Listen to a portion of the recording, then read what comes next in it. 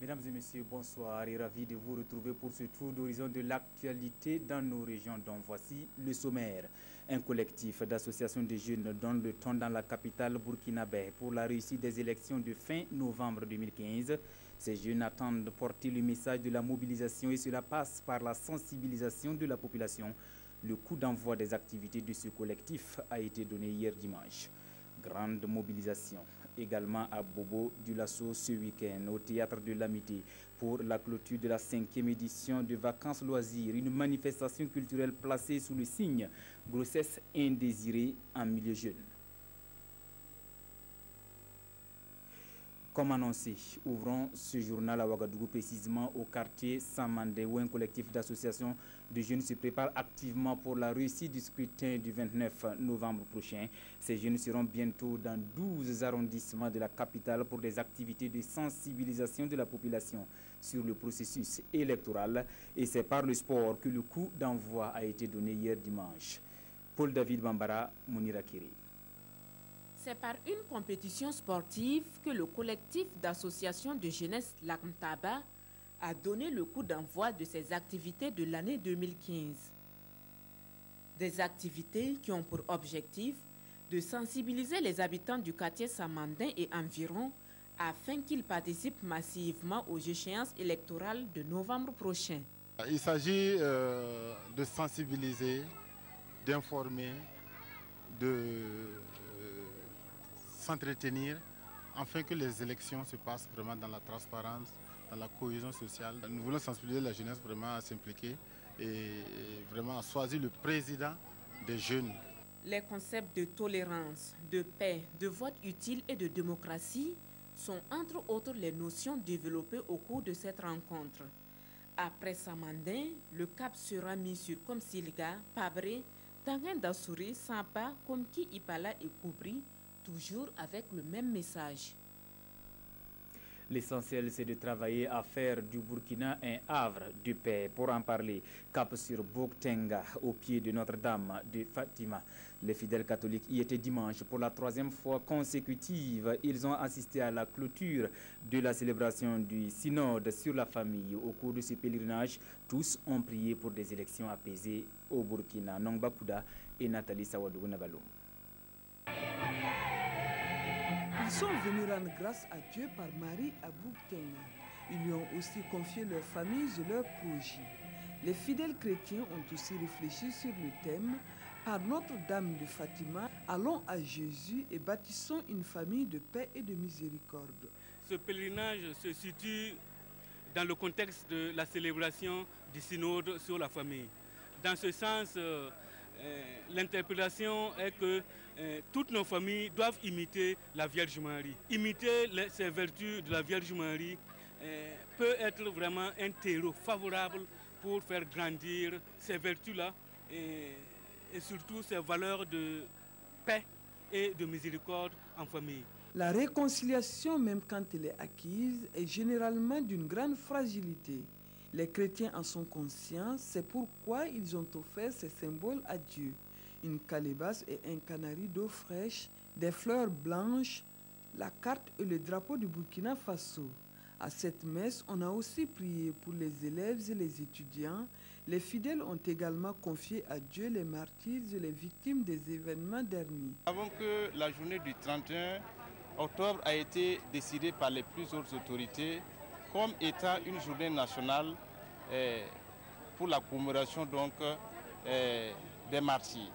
Et à cette occasion, instruction nous a été donnée d'organiser des offices religieux sur l'ensemble du territoire national et à partir du 25, en commençant donc par les chrétiens catholiques et protestants et le vendredi 30 donc pour les communautés musulmanes. Et je crois que cette occasion a permis à l'ensemble des fidèles qui se sont retrouvés ici de prier donc pour le repos donc, des âmes donc, des martyrs. L'évêque de Koudougou qui a présidé la célébration a appelé les fidèles à se tourner vers la Sainte Trinité pour bâtir et consolider les familles chrétiennes. Dans tout autre registre, à quelques semaines de la tenue de la conférence des partis sur le climat à Paris, le sujet fait également débat. Au Burkina, jeudi dernier, l'association Croix-Bleue, qui regroupe des journalistes et communicateurs, a invité le professeur Jean-Marie Dipama, spécialiste en climatologie, pour une conférence sur l'impact des changements climatiques sur l'environnement. Reportage Fomi Marié et Oscar Soulama. Les effets du changement climatique sont présents dans notre quotidien. C'est ce que s'évertue à démontrer le professeur Jean-Marie Dipama, spécialiste en climatologie. S'adressant à cette assemblée, il note que l'ampleur du phénomène entre 1980 et 2010 laisse entrevoir qu'il y a une crise climatique au Burkina Faso, d'où la hausse constante des températures. Le spécialiste prévoit une situation inquiétante d'ici à 2025 si rien n'est fait. Il faudrait également qu'on prenne en compte ces savoirs-là des populations dans la perspective d'une quête de meilleurs êtres en termes de recherche scientifique et par conséquent, il faudrait intégrer les savoirs locaux pour pouvoir développer de meilleures stratégies d'adaptation. Selon les spécialistes, les effets de la détérioration de la nature sont en grande partie dus à l'action de l'homme. Convaincu de cela, l'association Croix-Bleue, initiateur de la conférence, interpelle les jeunes à plus d'actions pour la protection de l'environnement. Nous, les citadins, nous qui vivons en ville, qui avons le mauvais comportement. Par contre, nos paysans, qu'on peut dire analphabètes, en griffe, ces derniers-là développent des initiatives pour déjà lutter efficacement contre ces changements climatiques. La conférence sur le climat à Paris est un défi pour la jeunesse africaine et surtout burkinabé, estime le conférencier. Mais il déplore que les personnes choisies pour débattre du climat ne sont toujours pas celles avisées sur la question. Pour survivre, il faut s'adapter aux aléas climatiques, comme c'est le cas à Bolgatenga, dans la région de l'Est. 120 tonnes de riz sont attendues cette année dans ce bas-fond risicole de 30 hectares exploité par 164 producteurs. Sur ce site, retrouvons Nestor Yougubari et Isaka Suleiman Diallo pour une visite commentée. Dans ce bas-fond risicole de Bolgatenga, dans la commune de Diabo, il est attendu pour cette campagne agricole 120 tonnes de riz. C'est ce qui ressort de la visite commentée faite par la direction régionale en charge de l'agriculture de l'Est sur le site. L'aménagement de ce bas-fond est rendu possible grâce au projet Rue Pluviale avec l'accompagnement financier du programme alimentaire mondial et une sortie placée sous 2 signes. C'est vraiment assurer la supervision de la production du riz dans le bas-fond de Bolgatanga et aussi prodiguer nos conseils aux producteurs. Après la visite, la délégation s'est entretenue avec les producteurs. Une occasion pour ces derniers d'exposer leurs préoccupations. Premièrement, les problèmes que nous avons ici et qui nous fatiguent, ce sont les diguettes. Nous souhaitons avoir une aide pour refaire les diguettes afin de retenir l'eau. Deuxièmement, nous voulons un magasin pour stocker nos récoltes. Pour cette première expérience, les producteurs espèrent faire un chiffre d'affaires de plus de 18 millions de francs CFA. Suite de ce journal de région à Bobo-Dioulasso pour l'Assemblée générale de l'association burkinabé pour la promotion des aveugles et malvoyants Espérance.